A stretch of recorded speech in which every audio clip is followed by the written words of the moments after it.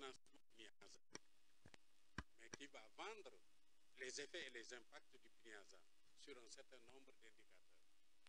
Maintenant, on va montrer que pour cette fois-ci, dans la mise en œuvre, chacun des sous-secteurs, chacun des domaines transversaux a un rôle. Et c'est ce rôle-là qu'on essaie de montrer dans les programmes mobilisateurs. Pour que quand on arrive à la table ronde nationale, on présente de manière globale, mais on dit programme mobilisateur, premier, voilà le rôle du secteur agricole. Donc, améliorer la production, il va y revenir. Le rôle de l'élevage, le rôle de la pêche, le rôle de l'environnement et du développement durable, le rôle des domaines transversaux. Maintenant, ici, vous avez sécurité alimentaire, vous avez nutrition, vous avez protection sociale, mais vous avez commerce. Peut-être que vous allez avoir d'autres, je ne sais pas. Et puis, le sixième, ça va être autour de renforcer vous tous vos capacités. Il y a des capacités de coordination et de pilotage que vous mettez dans le projet. Mais il y a la coordination, le pilotage, la capacité institutionnelle du global, des programmes mobilisateurs qui demandent de l'argent pour faire les suivis évaluations, pour faire les trucs, ça demande de l'argent, pour faire vos revues conjointes chaque année, etc. Ça demande de l'argent. Il faut avoir un programme pour mobiliser cet argent. Voilà. Allez. Voilà, moi je pense que tout est dit, hein.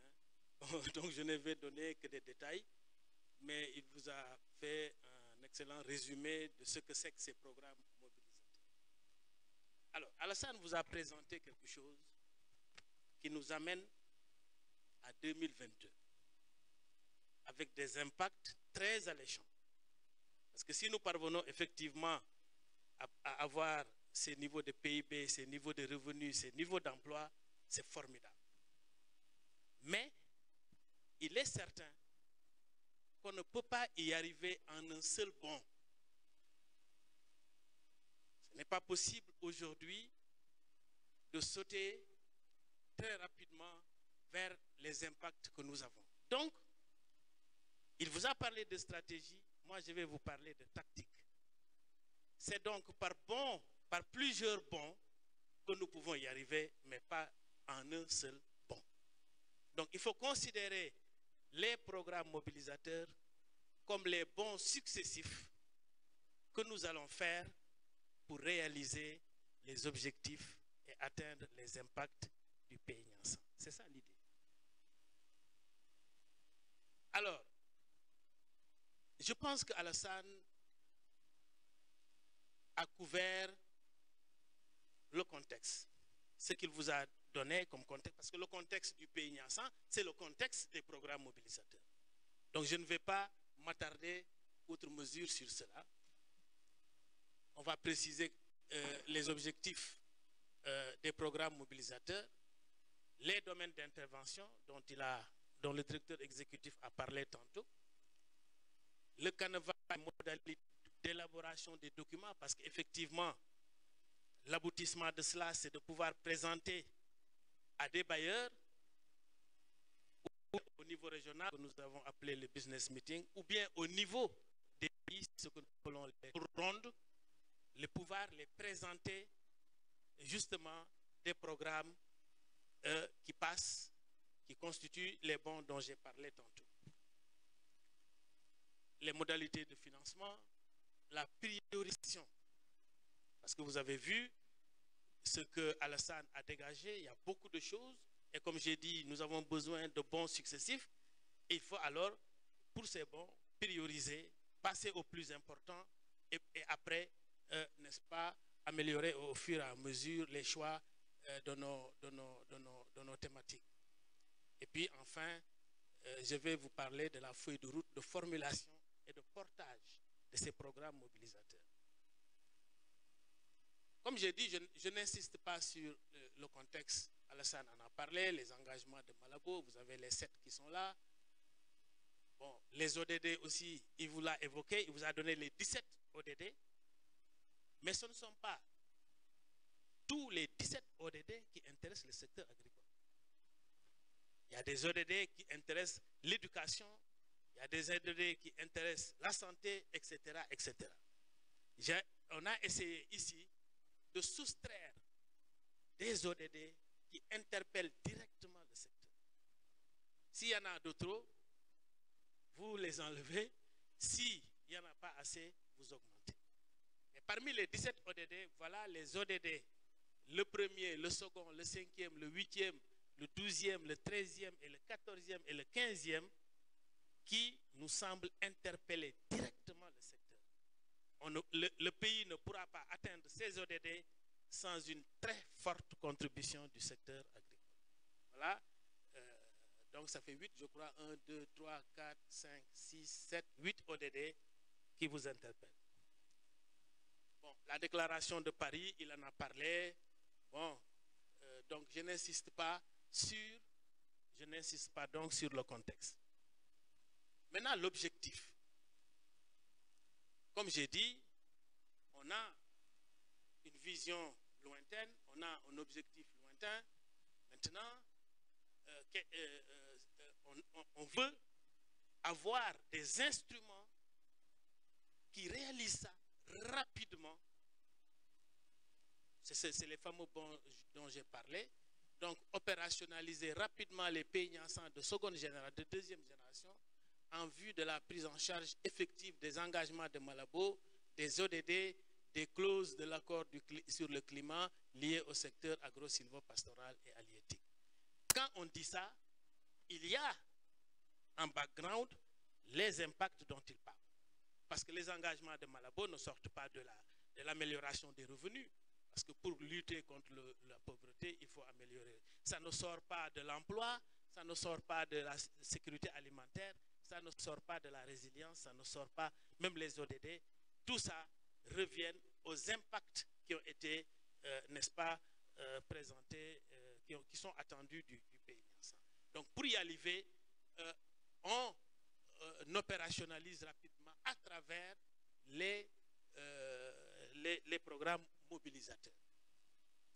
Alors, rapidement aussi, il y a une dimension, comme on a dit, tactique. Vous voyez que nous avons aujourd'hui un programme stratégique qui nous demande 2 milliards, 2000 milliards, et voilà, voilà. Bon, voilà. Alors, il est évident qu'aujourd'hui, dans le contexte actuel, ni le gouvernement avec ses partenaires, en tout cas, bon, c'est un préjugé peut-être discutable, mais en tout cas, nous pensons qu'aujourd'hui, il est difficile pour un État de mobiliser tout de suite ces 2465 milliards pour réaliser la stratégie. Donc, les programmes mobilisateurs viennent, comme on a dit, couper cela, prendre ces 2000 milliards, faire de petits sommes à présenter aux bailleurs. Demander à des gens tout de suite 2000 milliards et diviser ça en petits tas pour leur dire qui peut contribuer sur tel ou tel aspect. C'est plus tactique, c'est plus facile à réaliser que justement ces montants globaux. Ça, c'est l'une des hypothèses fortes, fortes des programmes mobilisateurs. Oui.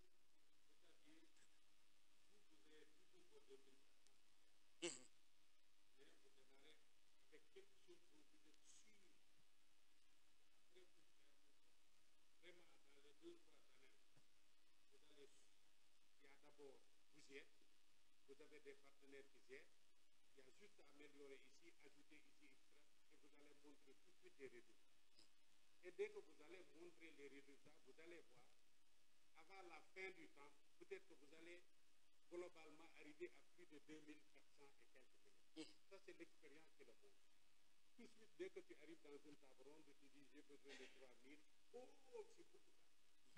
Mais quand tu mets le bon processus, tu travailles, tu vas au bout du temps, tu es à 4000. Ça, c'est ce qui se fait. Mais bon, je ne sais pas si c'est une question culturelle ou bien une question je ne sais pas quoi. Mais quand tu es dans une table ronde, même si tu avais demandé, tu ne disais pas 2400, tu dis j'ai besoin de 100 milliards, les gens vont dire ça c'est... Mais tu prends une tactique, on a ça, mais on va y arriver progressivement, ils vont vous écouter. Après, vous commencez à travailler avec là. Ce que vous êtes sûr, c'est pressant, c'est très prioritaire. Vous pouvez engranger tout de suite des résultats, etc. et démontrer tous les partenaires ont besoin de résultats. Dès que vous démontrez, ils ont besoin de visibilité. Dès que vous démontrez, aussi bien l'État, le décideur, il a besoin de résultats que les partenaires. Allez. Voilà. Donc, bon, là, c'est toujours pour insister. Bon, l'agriculture, avec ces milliards, etc. Bon, voilà. Maintenant, alors, quels sont les objectifs de ces programmes mobilisateurs? Ce que je voudrais dire ici, c'est que puisque ces programmes mobilisateurs aident à faciliter la réalisation du pays Niassan, il faut toujours faire des recoupages entre les objectifs globaux et spécifiques du pays Niassan et ces objectifs-là. Tant que ce croisement n'est pas fait, on peut avoir l'impression que ça, c'est quelque chose qui va de soi, par ailleurs, et que le pays Niassan va. Alors que ça vient opérationnaliser le pays Niassan. Donc, le premier objectif stratégique est d'accroître la productivité des spéculations prioritaires et stratégiques, ainsi que leur volume et valeur d'échange dans les flux commerciaux internes et transfrontaliers. Ça revient, on le retrouve dans le... Ça normalement, on vient l'associer à un objectif du pays Niassan comme une déclinaison de cela, une opérationnalisation de cela. Parce que vous avez parlé de productivité et vous avez parlé de commerce. Il ne s'agit que de ça. Comment accroître les disponibilités, les productions et comment les échanger. Et dans ces échanges, porter une attention spéciale aux échanges intracommunautaires parce que c'est cela un des éléments de l'engagement de Malabo. Voilà. Alors, l'objectif spécifique 2, augmenter durablement les...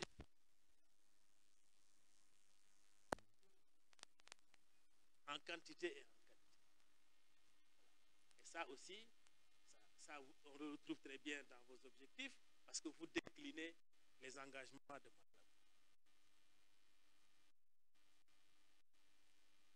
Bon, j'ai par cœur ma présentation.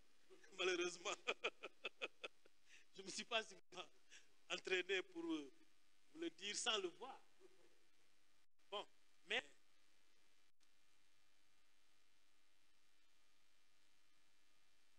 pourtant la lumière est revenue. Alors ça. Vidéo projecteur. Mais t'as coupé. Attaque non. À ça vient.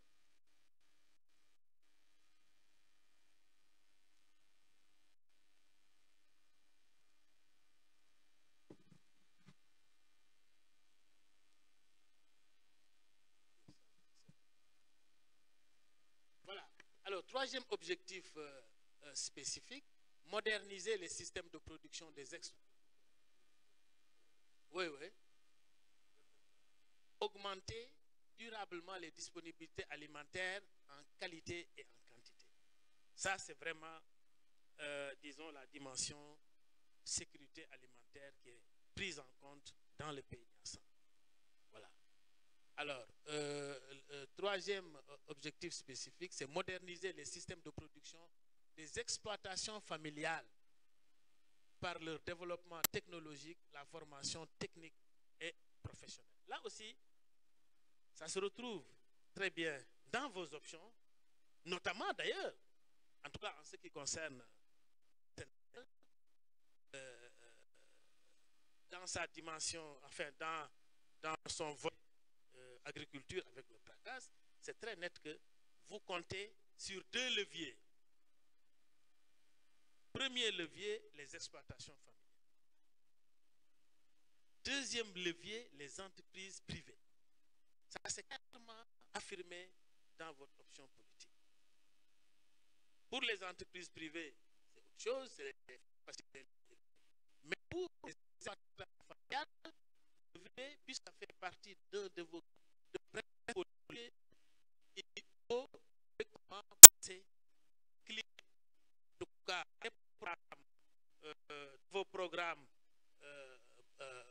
mobilisateurs des mécanismes qui permettent, n'est-ce pas, de renforcer les capacités productives et commerciales de vos exploitations familiales. Et c'est cela que ça veut dire, en tout cas, les moderniser, parce que c'est une forte demande d'ailleurs des organisations de producteurs, parties prenantes du processus. Maintenant, l'objectif spécifique 4, c'est promouvoir une unité de transformation, de distribution des produits avec un appui spécifique à l'entrepreneuriat féminin.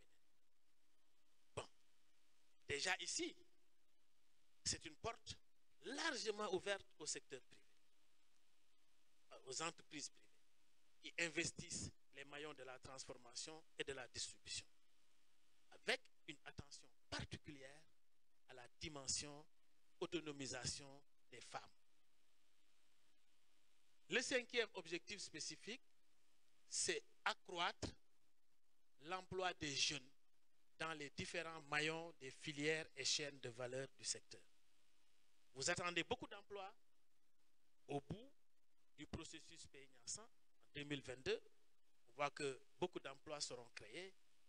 Et compte tenu de la structure démographique de ces pays, avec une forte majorité de jeunes, et avec tout ce que comporte, n'est-ce pas, les effets néfastes du chômage des jeunes, vous devez accorder une priorité particulière à cette tranche d'âge en ce qui concerne les emplois. Voilà un peu, en tout cas, des suggestions de soucis. Quand vous déclinez à partir du PNIASAN vos programmes mobilisateurs, et tout cela aussi, relève aussi d'une certaine attention aux priorités. En priorité, faisons attention aux jeunes. En priorité, faisons attention à l'autonomisation des femmes. Okay? Donc ça déjà, il y a des éléments de réflexion en termes de priorité qui se dégagent au niveau des objectifs stratégiques. Bon, voilà, maintenant, c'est ce que je disais tantôt. Nous avons entendu Alassane qui nous a donné les axes, n'est-ce pas, du PNIASAN tout de suite. C'est ça que j'ai repris, tout simplement, pour dire que c'est très lié à ce que vous devez faire. Vous ne devez pas décliner les objectifs des programmes mobiles sans venir vous référer à cela. Vous avez vu amélioration de la sécurité de la base productive. Là, ce qu'on a parlé en termes de modernisation des exploitations familiales, vous ne pouvez pas en sortir.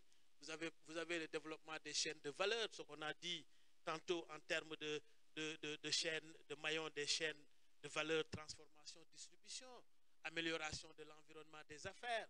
Bon, vous avez tout ça, mais il faut venir ici pour pouvoir mettre en place un environnement des affaires favorable à la promotion de l'emploi jeune, etc., etc.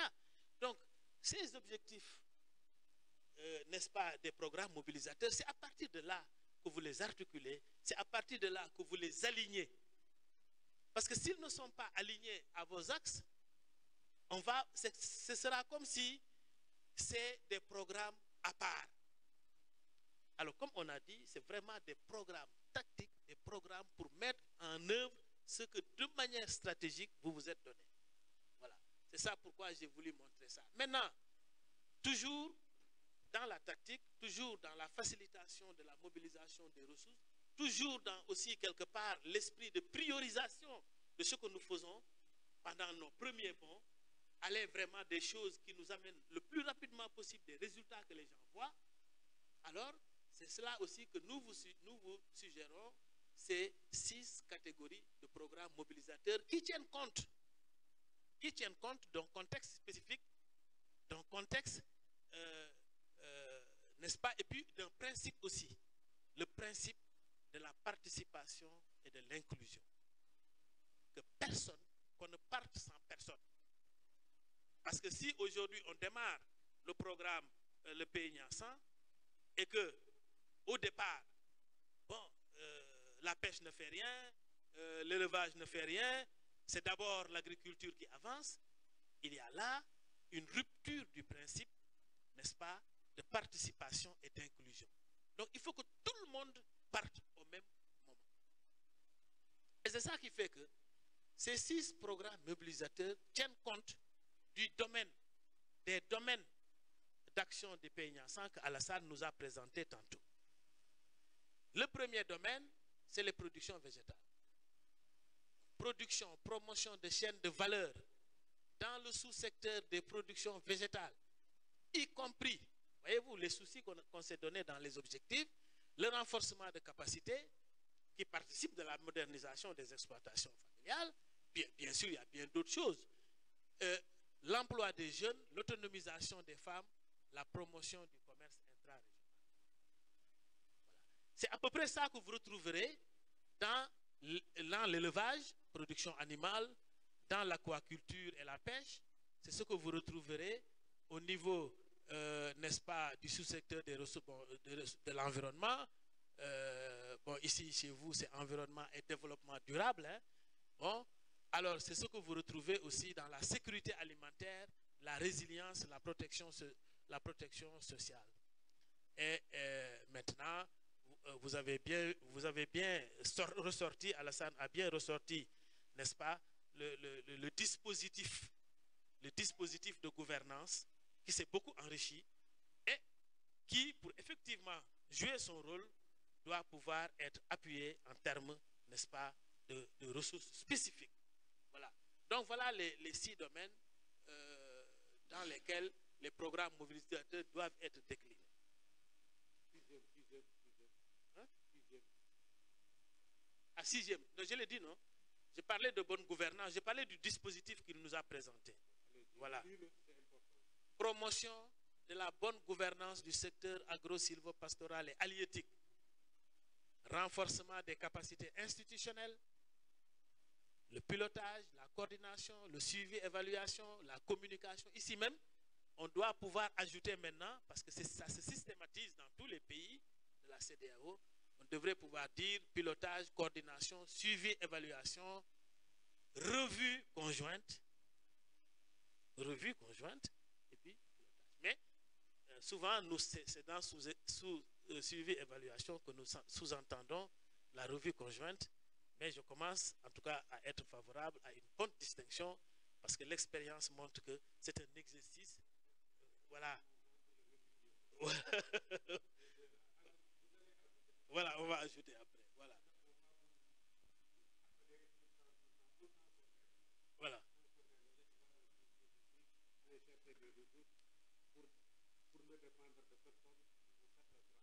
Voilà. Donc voilà les domaines.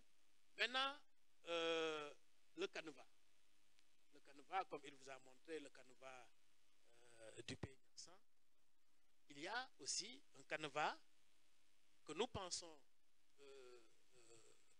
approprié pour, n'est-ce pas, ces programmes mobilisateurs. Mais, en tout cas, l'idée m'est venue tout de suite que les conseils que vous avez prodigués tantôt, en termes de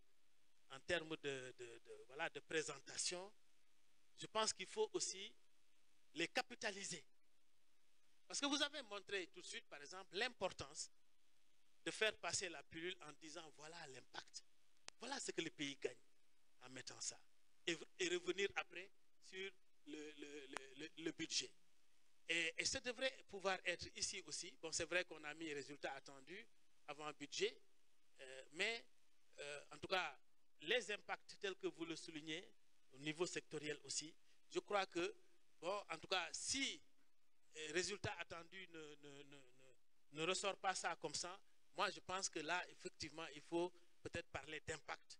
Parce que les impacts que vous avez soulignés sont tellement importants, tellement porteurs que ça, à mon avis, ça motive quelqu'un qui veut mettre ses billes dans ces programmes-là. Mais donc voilà, un titre explicite, c'est-à-dire un titre qui vend. Un titre qui fait qu'un bailleur vraiment est incité et motivé à venir acheter. Ça, c'est extrêmement important. Bon, alors un résumé exécutif. Bon, comme vous le savez, bon, les gens n'ont pas toujours, surtout les responsables au niveau ou les bailleurs qui ont beaucoup de choses, n'est-ce pas, à voir. Un résumé exécutif qui se suffit à lui-même pour comprendre ce qui se passe dans ce document. Voilà. Si je n'ai pas le temps, le résumé exécutif doit me suffire pour me décider. Donc, ça aussi, c'est un élément clé. Maintenant, le contexte, la justification, les objectifs. Bon, en termes de contexte et de justification, l'attention que j'attirerai ici, c'est de tenir compte du volume. Je crois qu'on a parlé d'une dizaine de pages ou d'une vingtaine de pages, parce que souvent c'est là où vraiment on peut se laisser aller à écrire, parce qu'il y a beaucoup de choses à dire dans un contexte et dans une justification. Faire attention donc au nombre de pages pour ne pas trop allonger le document. Maintenant, les objectifs visés, ça c'est connu, les axes, les activités, le budget, l'analyse économique et financière. Ça aussi, puisque ces documents, c'est des documents, n'est-ce pas, de plaidoyer pour le financement rapide de ce que nous faisons, ça, en règle générale, vraiment, je ne vois pas de bailleurs qui ne seraient pas intéressés à voir ça tout de suite. L'analyse économique et financière, qu'est-ce que les billes, l'argent que l'on met, ça c'est la dimension financière, l'argent que l'on met, ça rapporte quoi? Est-ce que si vous dites, vous allez mettre 2 milliards, mais ces 2 milliards, est-ce que, en retour, qu'est-ce qui va venir? Est-ce que c'est 1 milliard? Est-ce que c'est 2 milliards? Est-ce que c'est 3 milliards? C'est ça que l'analyse financière va essayer d'aller cueillir. Et ça, c'est déterminant. Maintenant, l'analyse économique aussi, il est déterminant. OK. Vous avez des impacts attendus. Vous avez des résultats attendus. Mais, puisqu'on ne peut pas tout prévoir, il y aura d'autres effets qui ne peuvent pas être figurés dans le document le programme mobilisateur. C'est ces effets-là, secondaires, voire même tertiaires, quaternaires, que l'analyse économique va aller chercher. J'ai créé 300 000 emplois. Ça, c'est l'objectif clair que j'ai mis. Mais ces 300 000 emplois, le gars, il va aller peut-être créer une entreprise. Cette entreprise-là n'est pas là. Mais l'analyse économique va aller chercher l'entreprise que le monsieur-là va aller créer parce que je lui ai donné cet emploi. Ça va produire quoi? Donc, il y a des effets économiques que le PENIASAN va générer qui ne sont pas là. Et donc, l'analyse économique va aller chercher ça. Voilà. Et puis, le dispositif de mise en œuvre qui va bien entendu se conformer à ce qu'il y a déjà sur place. Et puis, le cadre des résultats, ça justement, pour analyser, pour mesurer les performances avec les indicateurs. Bon, le cadre des résultats, on le sait, hein, c'est calé, n'est-ce pas, au cadre des résultats du PENIASAN, qui est lui-même calé au cadre des résultats du PDD. Voilà, ça encore une fois, c'était, j'ai les extraits de chez Alassane, c'était tout juste aussi les mêmes choses. Maintenant, élaborer et sélectionner. C'est l'équipe pays qui élabore. Je crois que le processus de sélection a changé. C'était ça le schéma au départ, mais il a changé. Je pense que ce sera, en tout cas, en fonction d'abord des urgences, en fonction, n'est-ce pas, en tout cas, ça va relever d'une démarche pragmatique. Voilà. Parce qu'au départ, c'était bon, prendre vos programmes mobilisateurs, aller les porter au niveau du groupe régional, du groupe d'appui, le groupe qui appuie la CEDEAO techniquement, les faire voir là-bas, etc., etc. Bon, ça peut ne plus être le cas, en tout cas pour des soucis de pragmatisme, en tout cas de rapidité, comme on a dit que c'est pour exécuter rapidement le pays. Bon, maintenant les critères, bon, il y a deux catégories, on n'est pas allé dans les détails ici, c'est l'intersectorialité. On l'a dit tantôt, vraiment on veut que tout le monde parte au même moment et que tout le monde arrive aussi au même moment. En tout cas que ce soit de bout en bout une approche inclusive, participative. Donc si l'un des sous-secteurs est oublié dans ces programmes mobilisateurs, le lot pays, en tout cas, n'est plus acceptable. Si on oublie la pêche ou si on oublie la sécurité alimentaire, bon, on se dit que vraiment le pays n'est pas dans une dynamique, hein, qui relève de ce souci de participation de tout le monde, pour que justement l'agriculture ne s'accapare pas de tout. Voilà. Alors maintenant, le second lot de critères, c'est la potentialité à l'atteinte des objectifs. En fait, quand on dit objectifs de Malabo et des cibles des stratégies nationales de développement, ça c'est ici au Sénégal, c'est le PSE. Voilà. Et bien entendu, puisque vous avez intégré les ODD, vous avez intégré Paris, le climat, etc., ça veut dire que les programmes mobilisateurs doivent véritablement s'aligner à ce que vous avez programmé, s'aligner au PDDA et s'aligner aux ODD, etc., etc. C'est cet alignement-là qui est, en plus de l'intersectorialité, qui est le critère, en tout cas la catégorie de critères. Voilà. Maintenant, pour le financement. Bien entendu, bon, quand on parle de aller voir les bailleurs, bon, c'est parce qu'on sait qu'on n'a pas les ressources suffisantes en interne pour le faire. Nos budgets sont constitués de deux catégories de ressources, les ressources internes, tout ce qui est fiscalité et tout, et les ressources externes, l'appui ou les prêts, les dons que nous pouvons aller chez les bailleurs. Donc ici aussi, on y insiste. Ce n'est pas dire que on va aller voir dans un business meeting seulement les bailleurs de fonds. L'État doit d'abord montrer l'exemple. La priorité, c'est qu'en y allant aussi, on vient, on dit, ah, nous, gouvernement, nous avons déjà mobilisé ça dans nos budgets nationaux. Et maintenant, nous cherchons un plus avec, n'est-ce pas, les investissements, avec les investissements privés. Voilà. Ici, dans le public, nous avons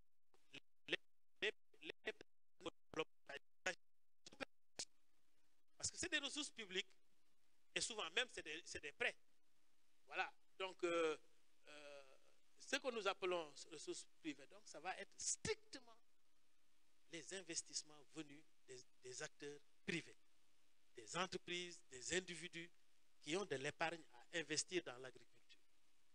Et là aussi, nous avons les deux catégories, l'interne, donc les Sénégalais qui ont de l'épargne et qui veulent investir, et l'externe, donc les partenaires, les investisseurs étrangers qui sont prêts à mettre de l'argent dans le secteur. Voilà. Alors, maintenant par rapport à la stratégie de mise en œuvre de ces trucs, nous comptons effectivement sur deux catégories d'opérations. Des opérations ponctuelles. Nous organisons donc un business meeting régional, ou bien le pays organise une table ronde régionale pour discuter avec les bailleurs potentiels. Et en plus de ces opérations ponctuelles, tout le long de la mise en œuvre de ces programmes, il y a, n'est-ce pas, des efforts de mobilisation des ressources. Je crois que c'était ça. Tu peux laisser les autres. Reviens après. Reviens les potentialités de contribution à l'atteinte des objectifs. On va parler, il vous a parlé tout à l'heure de Malabo, vous avez déjà expliqué. Si je suis vous, quand j'arrive ici, bon, environnement, il ne peut pas l'environnement ne peut pas parler des accords internationaux. Et revient pour dire la proposition que je fais rentre dans le cadre de la mise en œuvre de ces engagements internationaux, des engagements nationaux, et qui dit ce que eux ils ont dit comme contribution dans les PSE et sous-secteur. Et du Niazan, ce qui les gens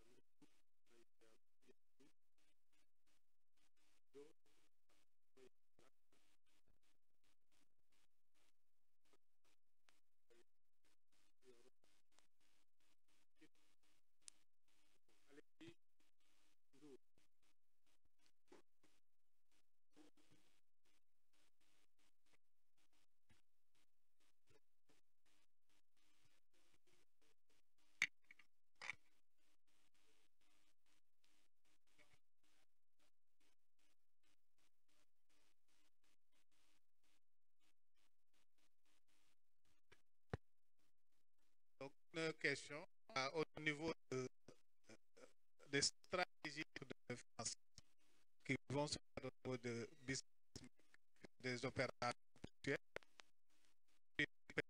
au niveau opération permanente, définition de mise en œuvre de stratégie, qui fait cette recherche donc, parce que comme tous les doivent aller ensemble. Si par exemple il y a des financements qui sont à pêche et que l'agriculture n'a pas encore financé.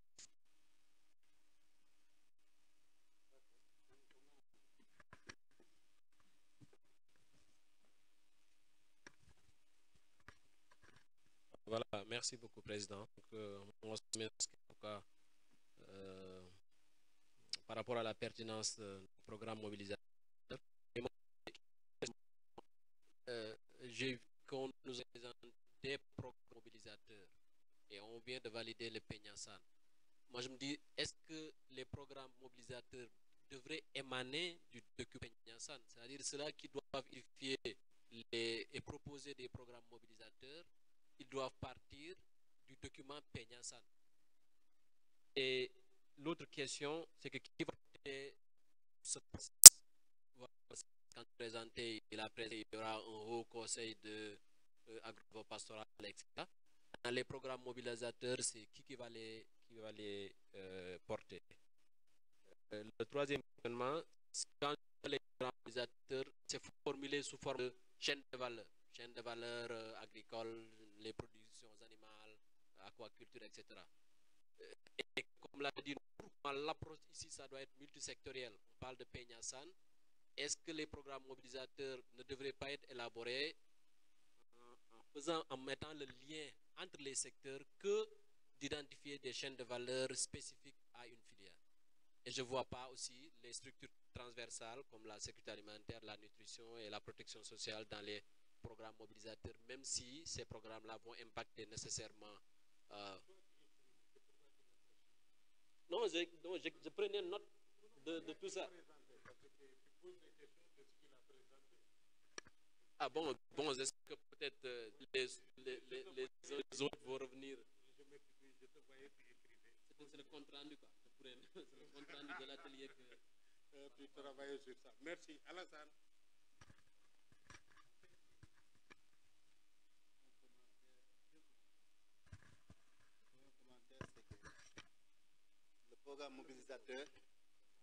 Le programme mobilisateur, ce n'est pas une synthèse de la partie sous-sectorielle du document.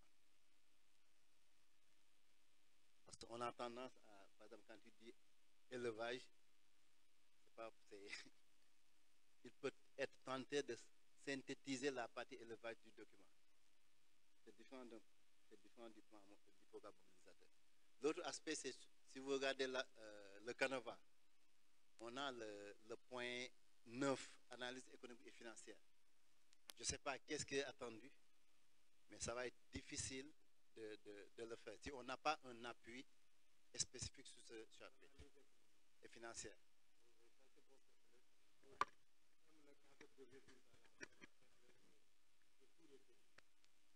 Malgré tous les ateliers de renforcement des capacités qu'on a fait, c'est encore vos faiblesses. Bon, mais on va y revenir. Alassane, il y a eu...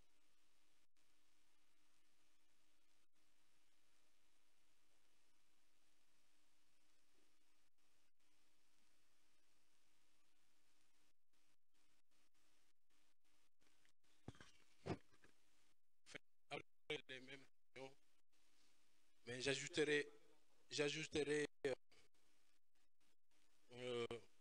que la première question à mon niveau, c'est qui va élaborer? Est-ce que c'est les sectoriels? Qui va élaborer ces projets, ces programmes mobilisateurs? Le portage aussi, ça rejoint un peu la question de Oumar. Qui va porter ces programmes? J'ai vu que l'État construit des opportunités pour pouvoir mobiliser des ressources. ça induit la question de la période. Est-ce que, voilà, d'ici là, quelle est la période en tout cas qui est donnée pour pouvoir travailler ces programmes mobilisateurs avant ces événements majeurs qui constituent des opportunités pour mobiliser les ressources? Et l'autre questionnement aussi que je me faisais, c'est que dans le document, il y a déjà des projets sectoriels.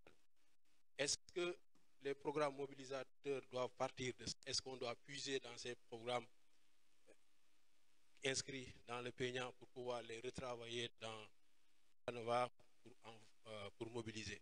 Voilà les questionnements que je me posais pour éviter que les gens réfléchissent.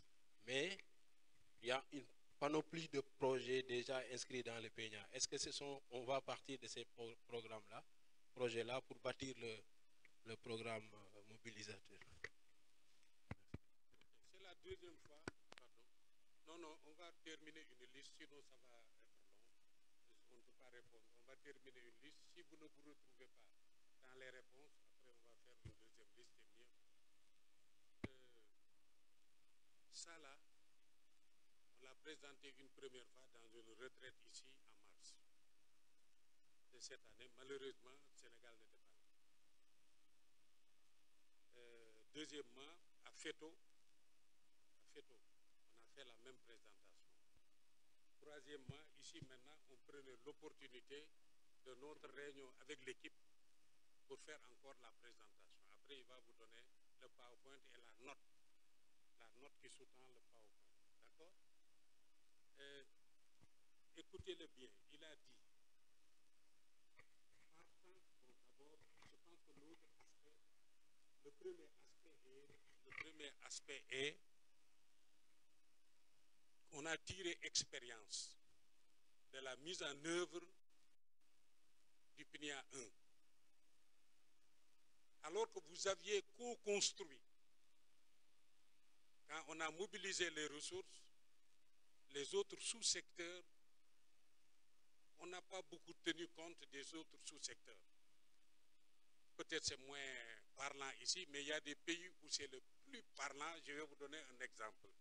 Le plus parlant, c'est vraiment en Côte d'Ivoire. On a travaillé, on a, etc., agro-silvopastoral, halieutique. Dans le premier,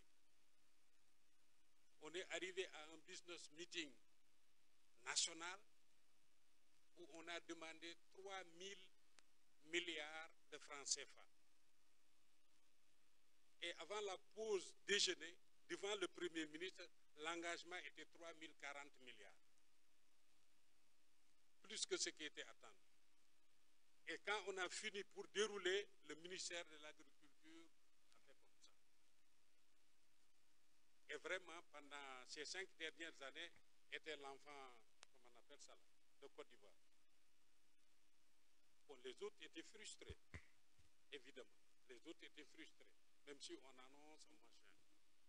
Quand nous sommes venus pour lancer encore la deuxième phase du processus, on a veillé à, d'ailleurs comme on a fait au Sénégal, on a veillé qu'on a discuté avec l'équipe pays, mais dans le cadre de notre travail de supervision, nous sommes partis travailler spécifiquement avec chaque ministère pour l'écouter. Quel est son bilan? Quelles sont ses frustrations? Quelles sont ses suggestions pour cette phase de PNIASA? Chaque sous-secteur, à la nutrition, on est parti, protection sociale, on est parti, sécurité alimentaire, on est parti, ministère de l'économie et des finances, on est parti, et quand on a entendu tout le monde, on est parti à la primature. Pour dire, voilà ce que nous avons noté. Monsieur le Premier ministre, vous avez lancé le processus. Et vous savez que c'est agro-silvopastoral et halieutique. Il m'a regardé encore. J'ai dit, c'est notre deuxième ou troisième mission de supervision. Les gens ont travaillé, les équipes pays sont multi-acteurs, agro-silvopastoral, halieutique et les autres, mais ils attirent notre attention qu'ils ne veulent plus la situation d'avant. Que tout le monde travaille ensemble. Quand les ressources viennent, c'est un seul ministère qui prend. Il me regarde, il dit, mais tu as bien fait, hein? Parce que sincèrement, c'est vrai, tu as attiré mon attention, j'ai lancé le processus, mais dans ma tête, le PNIA, c'est agriculture. On lui dit non, c'est pas agriculture, c'est agro-silvopole. Voilà la raison, voilà. Parce que voilà, dans le premier type, ce qu'on a, pourquoi on veut quelque chose, etc. On lui a dit Malabo, on lui a répété les engagements du pays devant Malabo, y compris le commerce et les autres domaines, etc. Et ça, c'est des indicateurs de mesure de la qualité de votre document. Et le jour que vous allez faire votre business meeting, nous allons vous dire ça. Voilà notre sentiment sur votre processus, la qualité de votre processus. Voilà notre sentiment sur la qualité de votre document. Voilà notre sentiment sur la qualité de la proposition, du mécanisme d'orientation, d'exécution, de suivi, évaluation, etc. On va vous le dire en public. Donc, on attire votre attention pour corriger ces choses avant qu'on se retire à business meeting. Donc, ce n'est pas pour rien qu'on a repris tout le mécanisme d'orientation et d'exécution du Sénégal. Ce n'était pas comme ça avant. C'est sur la base de la faiblesse de votre processus de pilotage, de coordination et de trucs, etc. Pour qu'on travaille, pour que vous travaillez, pour que ceux qui vous désignent sachent que ce que vous avez travaillé, c'est utile au pays. Et voilà. Donc, et quand nous sommes arrivés, Côte d'Ivoire a fait sa table ronde nationale. Et encore une fois, a déjà mobilisé ses ressources et est en train de travailler. Ça, c'est depuis. C'était juin de l'autre année. Non, parce que tous les pays étaient supposés avoir fini juin 2017. Pas maintenant, pas octobre 2018. Donc, et quand nous sommes venus, ces aspects encore étaient flous et la CEDEAO publiquement a dit je ne suis pas d'accord sur ça. Et le Premier ministre publiquement a corrigé séance tenante sur ça pour avoir le mécanisme. Donc eux, ils ont validé techniquement, ils ont validé leurs documents en conseil de ministres. Ça veut dire que le PNIASAN, le ministre de l'Agriculture, le ministre de l'Élevage, le ministre de la Pêche, le ministre de l'Environnement, ceux qui ont la protection sociale et les trucs, etc., tous les ministres qui ont ça, conjointement, ont présenté le PNIASAN en conseil des ministres.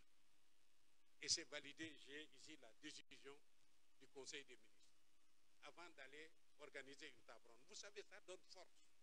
Ça donne force à ce que vous faites. Mais évidemment, si on est dans les catimini, dans les formels, ça c'est pas bon. Il faut qu'on arrive à ça. Si on ne peut pas arriver à ça, ce n'est pas la peine qu'on se fatigue. Voilà. Donc, ça c'est premièrement, il faut qu'on ait maintenant un processus qui conforte que c'est véritablement agro-silvopastoral et halieutique, sécurité alimentaire, etc. Parce que vous avez travaillé ensemble, vous avez posé ensemble, vous devez mettre en œuvre ensemble. Et on doit veiller à ce que tout le monde, de manière équilibrée, vous avez les moyens de contribuer à la mise en œuvre. C'est pourquoi, normalement, on devait le détailler dans les mécanismes de mise en œuvre. Mais on a vu partout, ils ne l'ont pas détaillé dans le mécanisme de mise en œuvre. On est venu, on leur a dit, il faut corriger.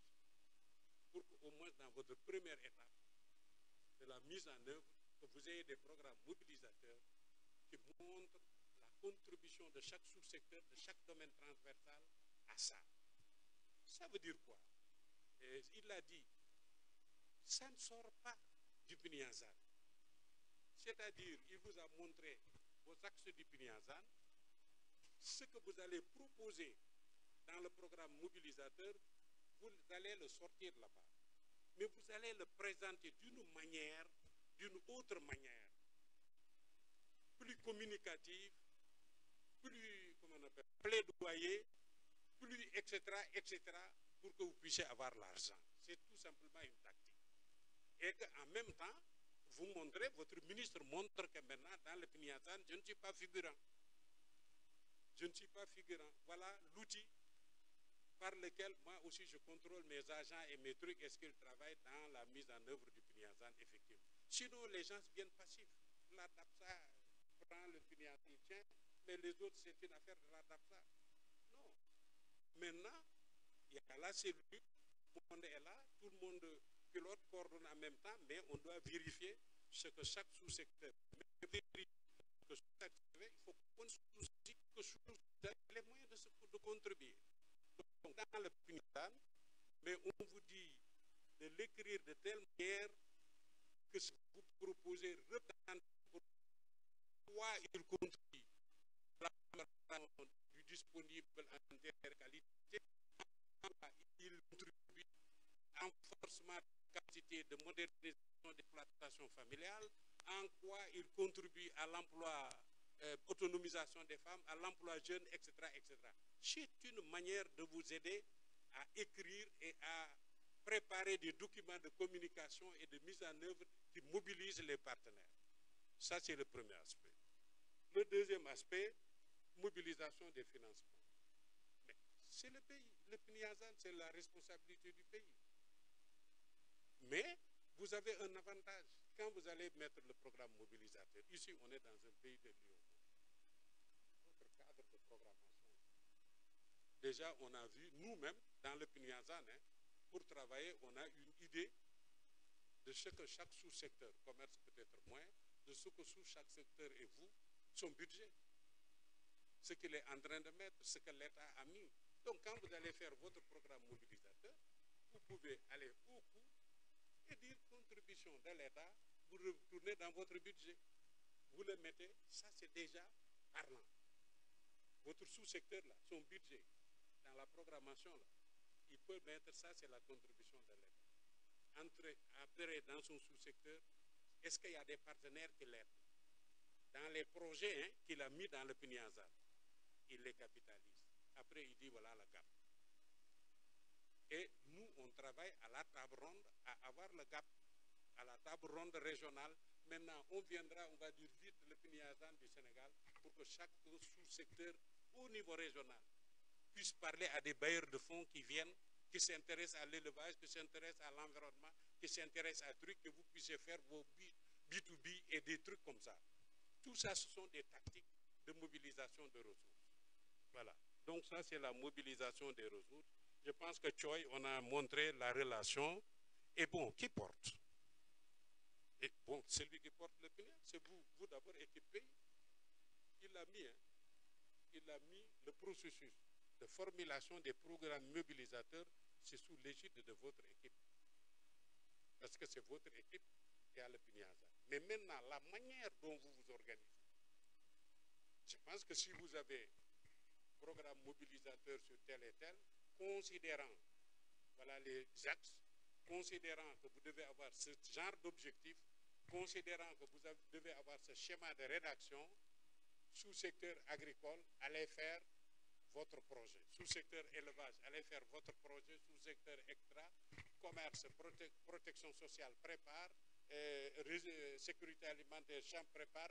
Et vous quatre, vous êtes obligés de vous mettre ensemble pour le mettre dans le cadre d'un programme mobilisateur. Maintenant, il y a ce que vous devez faire ensemble, c'est la gouvernance. Dans sous-secteur, il y a des éléments de demande de renforcement de capacité. Ça n'empêche pas le renforcement des capacités de coordination, de pilotage de l'ensemble. Voilà. Est-ce que j'ai répondu au pilotage, comment on appelle ça, au portage, etc. Est-ce que... Bon, ça c'est déjà réglé. Bon, Alassane vous a dit, ce n'est pas une synthèse des sous-secteurs, c'est dans les sous-secteurs qui sont dans le PNIASAN. Regardez les choses les plus pressantes, les plus prioritaires, qui vous servent de premier levier pour montrer que vous pouvez être efficace. Vous pouvez montrer des résultats. Pour ne pas aller vous porter tout de suite sur l'action là, que dans 5 ans ou 7 ans, c'est ça qui est le plus simple. Après, vous allez attendre, il n'y a pas de résultat, on va dire que le PNIASAN n'avance pas. Parce que c'est ça qu'il y a eu. Vous avez fait, et il y a eu 2 ans ou 3 ans de pause avant de démarrer réellement. Voilà. Donc, c'est tout ça, c'est parce qu'on a tiré expérience. Yoro, je pense que j'ai déjà répondu. Je ne sais pas si j'ai déjà répondu à Diouf. Bon, oui, Ndour, Yoro, Alassane. Si tu veux ajouter des choses.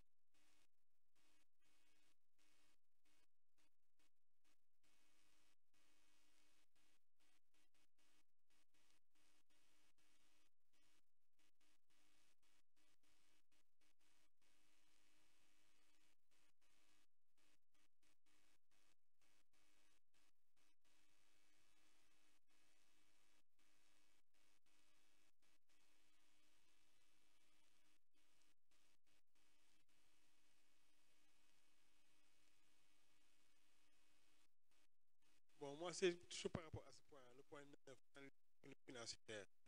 Parce que il faudra aller vers, il faudra retourner les secteurs nominaires pour se réunir dans une équipe un peu une équipe multidisciplinaire pour retravailler sur les parties santé animale, etc., etc., pour avoir un peu une analyse un peu qui est cohérente, quoi. Et ça nécessite également, une fois que le programme mobilisateur est élaboré, qu'on puisse valider à l'interne au niveau des ministères avant de revenir. Donc c'est un peu un processus long. Et je me demandais les délais, quels sont les délais. Et également, derrière, il faudra qu'on passe à un appui financier, etc.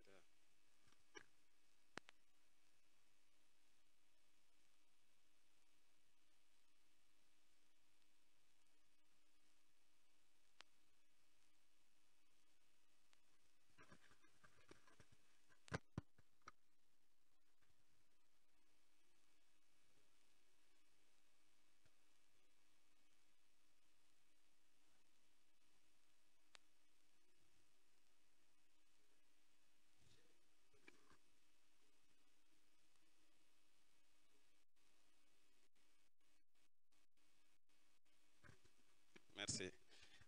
Moi, j'ai juste une interrogation par rapport à l'intitulé des programmes mobilisateurs, qui se trouve être un intitulé uniforme pour tous les sous-secteurs. Vous avez bien dit que le programme mobilisateur, c'est ce qui peut se faire tout de suite, et ce qui est urgent. Est-ce que c'est la même chose au niveau de tous les sous-secteurs? Moi, c'est un peu là. Voilà, ouais, c'est là un peu mon interrogation.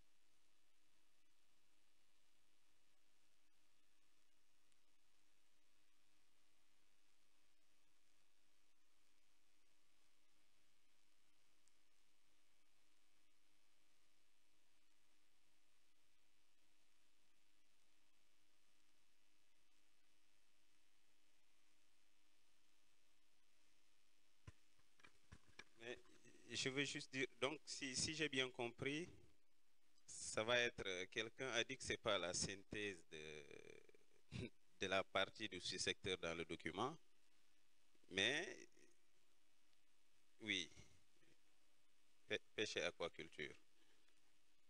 Mais quelque part, ça va être une synthèse, puisque pour que tous ces objectifs ressortent dans le programme mobilisateur, on va aller pêcher dans les différents programmes qu'on propose.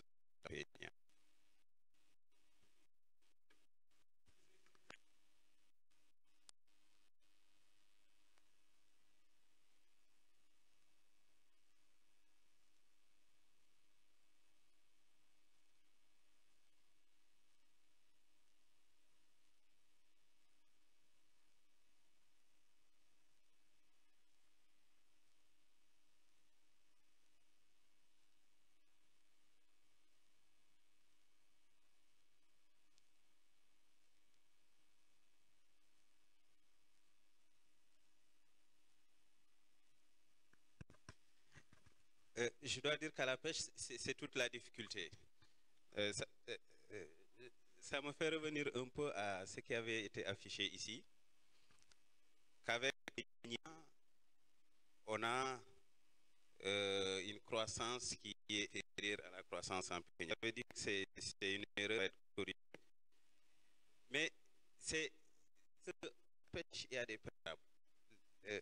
L'avis des techniciens est un peu différent de l'avis des politiques. Il y a des préalables par rapport à la sauvegarde de la ressource. Donc, sortir un programme mobilisateur sur les chaînes de valeur assez uniformes, là, c'est quelque part, moi, ça me pose un peu problème. Je pense qu'il revient à chaque sous-secteur de voir ses priorités, les urgences à son niveau, puisque si vous mettez là un programme mobilisateur qui insiste sur la production, les scientifiques qui s'intéressent au sous-secteur vont vous dire que la priorité, ce n'est pas d'encourager la production halieutique, mais c'est de préserver, de mettre en place des politiques, des actions qui vont dans le sens de la préservation de la ressource et sa régénération.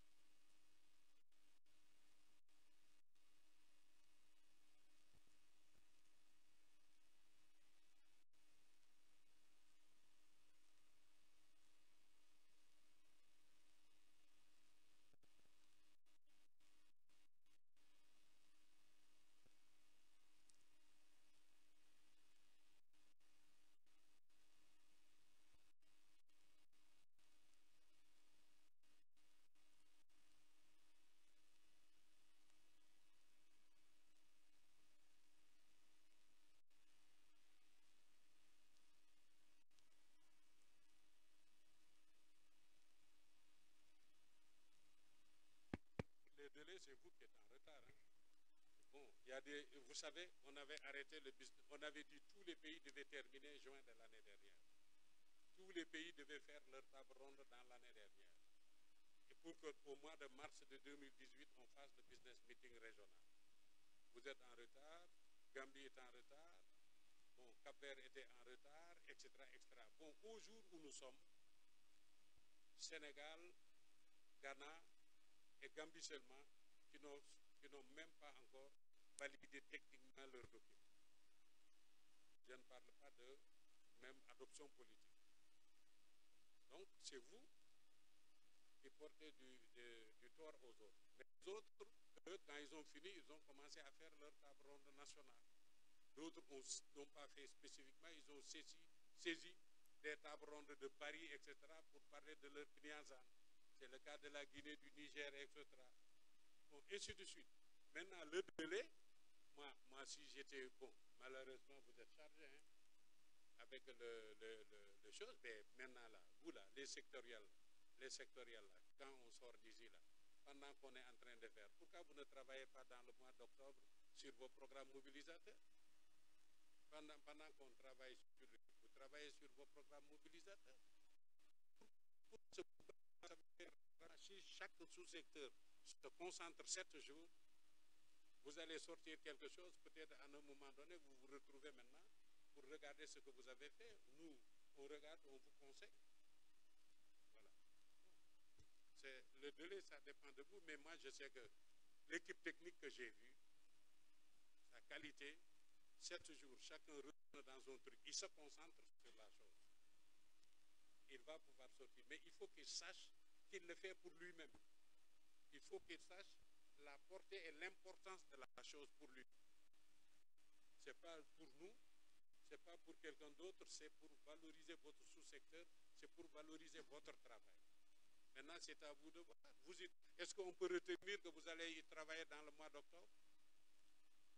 Pour qu'à la fin octobre, on ait les premiers drafts. Est-ce que c'est faisable? Hein?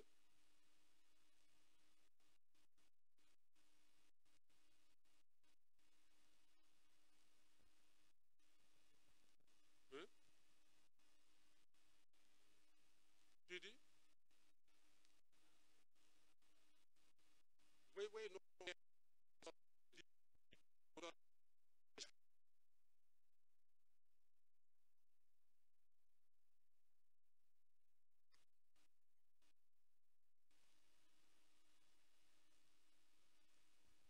Avec un projet de draft, pour qu'on regarde une fois que c'est bien, là où dans le programme mobilisateur, on va mettre ensemble, eux, ils vont retourner après mettre ensemble, dans les autres, on va juste faire des observations, l'équipe technique va faire des observations pour fin octobre. Pour moi, ça là, vous savez le faire en une semaine. Ouais. Non, vous savez le faire en une semaine.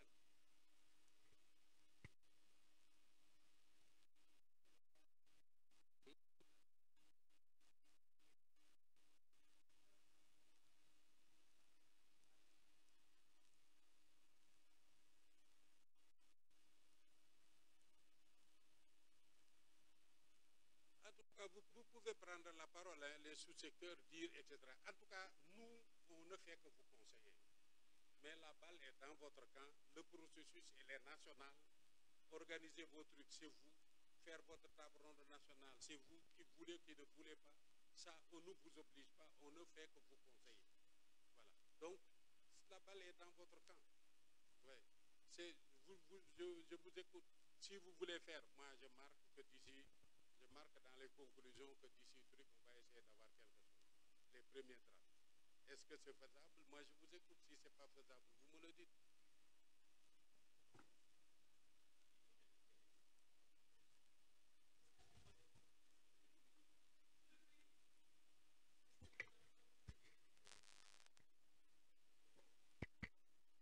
Oui. Bon, vous savez, c'est le retard. Vous savez, c'est le retard qui vous pénalise. C'est le retard qui vous pénalise. Si le retard ne vous avait pas pénalisé au cours de l'année dernière, quand tout le monde se lançait dans les trucs, bon, je vous avais donné des appuis catalytiques, vous auriez pu le faire. Bon, vous ne l'avez pas fait, maintenant vous arrivez au moment où il n'y a pas d'appui catalytique, vous essayez de démarrer, après on va regarder quel partenaire on peut mobiliser pour vous donner un coup de main. De toute façon, on est en consultation avec la FAO pour un coup de main. Bon, avec la FAO, on était en consultation avec l'USAID pour un coup de main. C'était là, vous ne l'avez pas utilisé, c'est fini. Bon, vous avez utilisé une partie pour le PNIASAN, vous n'êtes pas allé jusqu'au bout, on ne l'a pas. Nous-mêmes, on vit la même chose. D'accord. Donc, vous savez, dans le cadre, nous, dans notre appui à la CEDEAO, dans l'animation régionale, à chaque fois qu'on a eu le budget, on vous a donné. Quand on a eu le budget de 700 000 $, on vous a donné les 500 000 $. Les pays. Et nous, on n'a gardé que les 200 000 pour le régional. Voilà. Maintenant, on n'a rien. Nous tous, on est dans les mêmes conditions parce que vous êtes en retard. Voilà. Donc, on est en concertation avec la FAO, bureau régional, dans le cadre de l'appui opération espagnole, je crois. Opération espagnole. Oui, Là, pour vous donner des inputs de 10 000, bon, s'il nous donne, on va vous donner tous des inputs de 10 000 $ pour 150. Si on a 150 000, on donne à chaque pays 10 000 $. Si vous avez 10 000 $, chaque petit groupe prend ses 500 000 ou ses 600 000, il fait son travail, vous prenez 1 million, vous vous retrouvez à Diamniadio, vous le faites. Je pense que c'est faisable. En tout cas, si je termine avec Adama, et que truc, on doit signer un LOA. Si c'est trop là. Je vous ai dit chez vous, c'est trop là. Donc, on devait signer un LOA. Si on avait signé le LOA, je vais donner au pays chacun 10 000, les 150 000. J'ai demandé 170 000. 10 000 par pays, 20 000 pour nous. Voilà, pour la coordination de l'ensemble de la région. Mais le LOA là n'est pas encore terminé. Bon, si c'est lent, de toute façon, notre dispositif, si c'est lent, à la fin de décembre, tout l'argent, on transfère à la CEDEAO. Après, on fait le travail dans les 3 premiers mois. On transfère tout l'argent à l'ARA, et puis voilà, c'est pas perdu, quoi. Ok, donc réfléchissez, peut-être que vous allez avoir, je ne sais plus dans ma tête, 10 000, vous allez voir comment vous allez partager. Chaque sous-secteur va avoir quelque chose pour cette petite réunion. C'est à vous de savoir, hein, ne soyez pas regardants trop. Donnez-leur leurs 10 000 $. Moi, quand j'appuie les pays, je ne m'intéresse pas aux factures, je ne m'intéresse pas aux trucs, je ne sais pas contrôler ça. Je dis au pays, je te donne 30 000 $, je veux tel document ou telle note. Donne-moi ma note et mon document, c'est ça qui m'intéresse. Voilà. Si tu me donnes ça, pour moi, c'est mon produit. Je ne veux pas savoir tes factures ou tes trucs, etc. C'est comme ça que je travaille avec l'USAID, c'est comme ça que je travaille avec les pays. Je leur ai dit que je n'ai pas un gros bureau pour prendre autant de papiers, autant de trucs que je ne peux pas contrôler, ça ne m'intéresse pas. Donc, si vous êtes d'accord, bailleur, vous me donnez l'argent, je transfère au pays, c'est le produit que je veux. Je signe avec lui le contrat, il me donne mon produit. Et il me donne le compte rendu qui a validé le produit.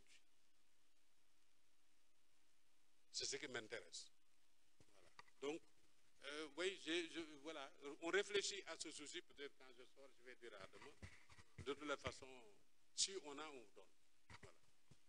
Donc, commencez à vous organiser, ça vaut mieux. Organisez-vous, regardez quelle est la petite équipe que vous mettez par domaine ou par sous-secteur, comme ça, quand vous recevez votre argent, vous travaillez. D'accord? Est-ce que, maintenant, on a fini toute cette partie?